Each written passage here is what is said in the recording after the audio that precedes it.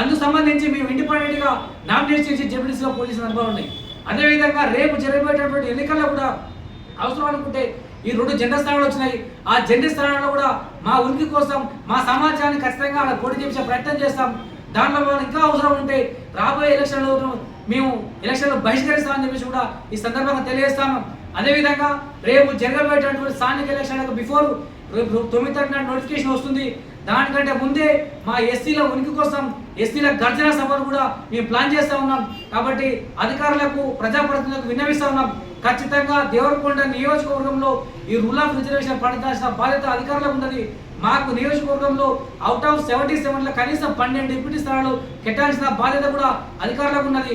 దాంతోపాటు ఈ ఎంపీపీ జడ్పీటీసీలో కూడా మాకు భాగస్వామ్యం కావాలి. మా కనీసం ఒక ఎంపీపీ ఒక జడ్పీటీ స్థానాన్ని అధికారులు కేటాయించాలని చెప్పేసి ఈ సందర్భంగా డిమాండ్ చేస్తా ఉన్నాం. దాంతోపాటు ఇంకా జరగబోయేటువంటి ఈ వారం రోజుల కాలంలో మేము అనేక కార్యక్రమాలు తీసుకొని మా సమాజానికి మా ఎస్సీ సమాజానికి న్యాయం చేసే విధంగా ముందుకెళ్తామని చెప్పి తెలియజేసుకుంటూ మళ్ళొకసారి అవసరం అనుకుంటే మీడియా ముఖంగా సమావేశాన్ని ఏర్పాటు చేసి మా ఎస్సీ సమాజానికి మాకు ఏ విధంగా అన్యాయం జరిగిందో మళ్ళొకసారి వివరించే ప్రయత్నం చేస్తాం. దానిలో భాగంగా దశల వారీగా అనేక కార్యక్రమాలు ఉంటాయని చెప్పేసి కూడా ఈ సందర్భంగా తెలియజేసుకుంటూ ఈ యొక్క కార్యక్రమాన్ని వచ్చి విజయవంతం చేస్తున్న మిత్రులందరూ కూడా ఈ కార్యక్రమంలో పాల్గొన్న ప్రతి ఒక్కరు కూడా పేరు ధన్యవాదాలు తెలియజేసుకుంటూ ముగిస్తా ఉన్నాం. జై భీమ్, జై భారత్.